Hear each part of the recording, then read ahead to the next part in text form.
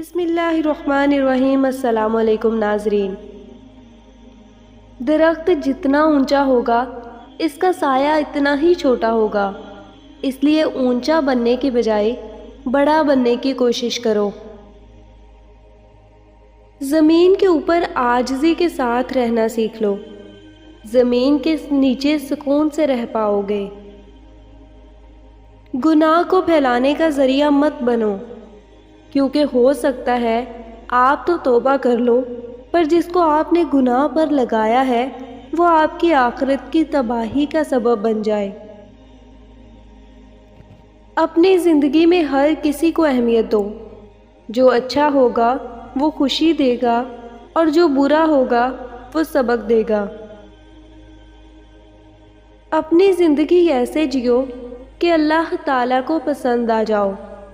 دنیا والوں کی سوچ تو روز بدلتی رہتی ہے۔ مصروف زندگی نماز کو مشکل بنا دیتی ہے، لیکن نماز مصروف زندگی کو بھی آسان بنا دیتی ہے۔ غیر ضروری تنقید وہ تلوار ہے جو سب سے پہلے خوبصورت تعلقات کا سر قلم کرتی ہے۔ انسان کا دل توڑنے والا شخص اللہ کی تلاش نہیں کر سکتا۔ انسان کی اصل موت تب ہوتی ہے جب وہ کسی کے دل سے نکلتا ہے۔ نماز کی فکر اپنے اوپر فرض کر لو، خدا کی قسم دنیا کی فکر سے آزاد ہو جاؤ گے اور کامیابی تمہارے قدم چومے گی۔ حق کی بات کی پہلی نشانی ہے اس کی ہمیشہ مخالفت ہوتی ہے، جس کی کوئی مخالفت نہیں وہ قطعاً حق نہیں۔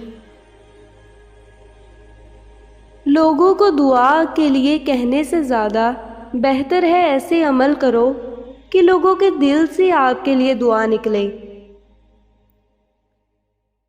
تحمل اختیار کرو، اپنے دشمن پر غلبہ پاؤ گے۔ دوست کو دولت کی نگاہ سے مت دیکھو، وفا کرنے والے دوست اکثر غریب ہوتے ہیں۔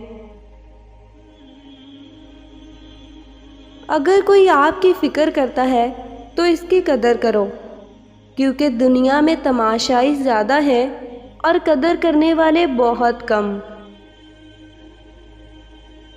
لفظ انسان کے غلام ہوتے ہیں، مگر صرف بولنے سے پہلے تک۔ بولنے کے بعد انسان اپنے الفاظ کا غلام بن جاتا ہے۔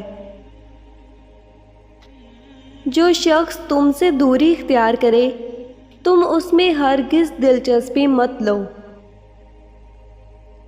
اچھے لوگوں کی ایک خوبی یہ بھی ہوتی ہے کہ انہیں یاد رکھنا نہیں پڑتا، وہ یاد ہی رہتے ہیں۔